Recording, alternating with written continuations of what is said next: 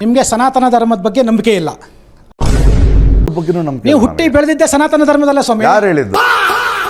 ಧರ್ಮದಲ್ಲಿ ನಮ್ಮ ಅಪ್ಪ ಅಮ್ಮನ ಹುಟ್ಟಿದ ನೀವು ಹುಟ್ಟಿ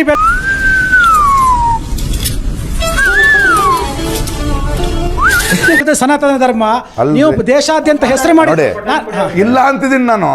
ಯಾಕಿಲ್ಲ? ಮತ್ತೆ ಯಾವ್ದು ಅಷ್ಟೇ. ನೀವು ಸನಾತನ ಧರ್ಮದ ಬಗ್ಗೆ ಅವಹೇಳನ ಮಾಡ್ತೀರಾ, ಟ್ವಿಟರ್ ಮಾಡ್ತೀರಾ. ನೀವು ಬೇರೆ ಧರ್ಮದ ಬಗ್ಗೆ ಯಾವಾಗ ಮಾಡಿದ್ರಿ? ಯಾವಾಗ? ನಿನ್ನೆ ಒಬ್ಬ ಮಂತ್ರಿಯ ಮಗ, ಸಿಎಂ ಮಗ, ನಾನು ಹೇಳ್ತೀನಿ ಕೇಳ್ಕೊಳ್ಳಿ ಸರ್, ಸಿಎಂ ಮಗ ಸನಾತನ ಧರ್ಮವನ್ನ ನಾಶ ಮಾಡ್ಬೇಕಂತ ಹೇಳ್ತಾನೆ. ಯಾವತ್ತಾದ್ರೂ ಟ್ವಿಟರ್ ಮಾಡಿ ಹೇಳಿದ್ರೆ ಅವನಿಗೆ ಖಂಡನೆ ಮಾಡಿದ್ರ? ಹೇಳಿದ್ದೇನೆ. ನನಗೆ ಎಷ್ಟು ಚೀಪ್ ಅನಿಸ್ಬಿಡ್ತು ಅಂದ್ರೆ, ಥೋ ನಿಮ್ಮ ಈ ತರದೆಲ್ಲ ಇದಾರೆ ಜನ. ಯಾಕಂದ್ರೆ ನೀವು ಹೇಳ್ತಾ ಇದ್ದೀರಲ್ಲ, ನಿಮಗೆ ಸನಾತನ ಧರ್ಮ ಮಾತ್ರ ಸಿಗೋದು. ನಿಮಿಷ ನಾನು ಸನಾತನ ಧರ್ಮ ಬಗ್ಗೆ ಮಾಡಿದಾರೆ, ಅದನ್ನ ಮೊದಲು ಹೇಳಿ. ಪ್ರಕಾಶ್ ರಾಜ್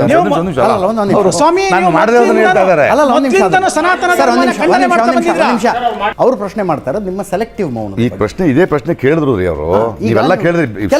ಶುರು ಆದ ತಕ್ಷಣ ಒಂದ್ ನಿಮಿಷ ರೀ, ಶುರು ಆದ ತಕ್ಷಣ ಉದಯನಿಧಿ ಸ್ಟಾಲಿನ್ ಸನಾತನ ಮಾಡಿದ ಉತ್ತರ ಕೊಟ್ಟಾಗ ಹೋಯ್ತು. ಅದಕ್ಕೆ ಕೊಟ್ಬಿಟ್ನಲ್ಲ ಉತ್ತರ. ಈಗ ಶೂಟ್ ಮಾಡಿ ಸಾಯಿಸ್ಬಿಡ್ತೀನಿ. ಇರಿಟೇಷನ್ ಕಣ್ರಿ, ಸೆಲೆಕ್ಟಿವ್ ಮೌನ ಅನ್ನೋದು ಆರೋಪ ಹೌದಾ ಅಲ್ವಾ? ಅದನ್ನ ಎಲ್ಲದಕ್ಕೂ ಉತ್ತರ ಕೊಟ್ಕೊಂಡ್ರಕ್ಕಾಗಲ್ಲ. 24 ಗಂಟೆ ಫೋನ್ಗಳೇ ಇರ್ಬೇಕು ನಾನು ಅವಾಗ. ಸೊ ಪ್ರಧಾನಮಂತ್ರಿಗಳು ಎಲ್ಲದಕ್ಕೂ ಉತ್ತರ ಕೊಟ್ಕೊಂಡಿರ್ಲಿ, ಬಟ್ ನೀವು ಎಲ್ಲದಕ್ಕೂ ಎಲ್ಲದಕ್ಕೂ ಅಲ್ಲ. ಇದು ಆಕ್ಚುಲಿ ಚೆನ್ನಾಗಿ ಎಲ್ಲದಕ್ಕೂ ಅಲ್ಲ, ಕೆಲವು ಉತ್ತರ ಕೊಡಬೇಕು ಅವರು. ಹಂಗೆ ಅವ್ರಿಗೆ ಅನ್ಸ್ತಾ ಇದೆ ಸರ್, ಕೆಲವುದಕ್ಕೆ ನೀವು ಉತ್ತರ ಕೊಡಬೇಕು ಅಂತ. ನಾನು ಕೆಲವುದಕ್ಕೆ ಉತ್ತರ ಕೊಡಬೇಕು ಅಂತ ಅನ್ಸ್ತಾ ಇದೆ. ನನಗೆ ಎಲ್ಲ ವಿಷಯದ ಬಗ್ಗೆಯೂ ಪ್ರತಿಕ್ರಿಯೆ ಕೊಡೋದಕ್ಕಾಗೋದಿಲ್ಲ. ಹಂಗೆ ಪ್ರತಿಕ್ರಿಯೆ ಕೊಡ್ತಾ ಕೂತ್ಕೊಂಡ್ರೆ 24 ತಾಸು ಅದರಲ್ಲೇ ಇರಬೇಕಾಗುತ್ತೆ. ಡೆಫಿನೆಟ್ಲಿ ಐ ಅಗ್ರಿ, ಅನ್ವಯವಾಗುವಂತ ಮಾತು. ಆದರೆ ಪ್ರತಿಕ್ರಿಯೆಗಳನ್ನ ಯಾವ ವಿಷಯಕ್ಕೆ ಕೊಡ್ತೀರಿ, ಯಾವ ವಿಷಯಕ್ಕೆ ಕೊಡೋದಿಲ್ಲ ಅಂತಂದಾಗ ಅದು ಸೆಲೆಕ್ಟಿವ್ ಅಮಿನೇಷಿಯಾ ರೀತಿಯಲ್ಲಿ ಕಾಣಿಸುತ್ತೆ. ಸೆಲೆಕ್ಟಿವ್ ಅಮಿನೇಷಿಯಾ ರೀತಿಯಲ್ಲಿ ಕಾಣಿಸುತ್ತೆ. ನಾನು ಸುಮ್ಮನೆ ನಿಮ್ಮ ಟ್ವೀಟ್ಗಳನ್ನು ನೋಡ್ತಾ ಇದ್ದೆ. ಮಧ್ಯಪ್ರದೇಶದಲ್ಲಿ ಒಂದು ಬಹಳ ಅಮಾನವೀಯ ಅನ್ನೋ ಶಬ್ದ ಏನೇನೂ ಅಲ್ಲ, ಅದು ಕುಡಿದ ನಶೆಯಲ್ಲಿ ಒಬ್ಬನ ಮೇಲೆ ಇನ್ನೊಬ್ಬ ಮೂತ್ರ ಮಾಡದ.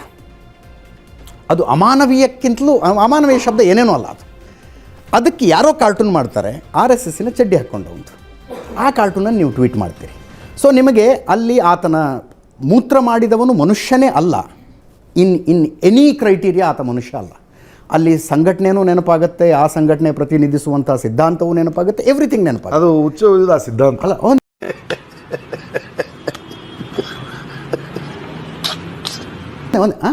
ನಂಬಿಕೆ ಇರೋ. ಓಕೆ, DJ ಹಳ್ಳಿ KJ ಹಳ್ಳಿ ಪೊಲೀಸ್ ಸ್ಟೇಷನ್ ಹೊತ್ಕೊಂಡು ಉರಿತು ಸರ್. ಯಾವ ಸಿದ್ಧಾಂತ? ಅರೆ ಏನು ಹೇಳಿದ್ರಿ ನೀವು ಅದ್ರ ಬಗ್ಗೆ ಅಂತ? ನೀವು ಅಭಿವ್ಯಕ್ತಿ ಸ್ವಾತಂತ್ರ್ಯ, ವಾಕ್ ಸ್ವಾತಂತ್ರ್ಯ ಅದು ಎಲ್ರಿಗೂ ಸಮಾನವಾಗಿರ್ಬೇಕು ಅನ್ನುವಂಥದ್ದು ನನ್ನ ಬಯಕೆ. ಹೌದು, ಕರೆಕ್ಟ್. ನೂಪುರ್ ಶರ್ಮಾ ಕಥೆ ಏನಾಯ್ತು ಸರ್ ಈ ದೇಶದಲ್ಲಿ?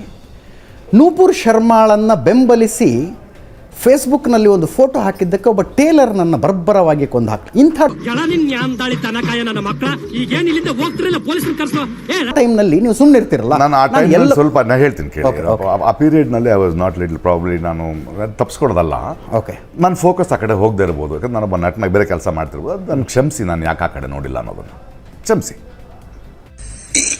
ಅಣ್ಣ ಸಖತ್ ಆಕ್ಟಿಂಗ್ ಮಾಡ್ತಿದ್ದೆ ಕಣ, ಕಲಾವಿದ ಕಣ, ನಮಸ್ಕಾರ ಕಣ. ನೀನು ನಾನು ಪಲಾಯವನ್ನ ಮಾಡ್ತಾ ಇಲ್ಲ, ಅದ್ರ ಆಮೇಲೆ ತಿರುಗಿ ತಪ್ಪದು.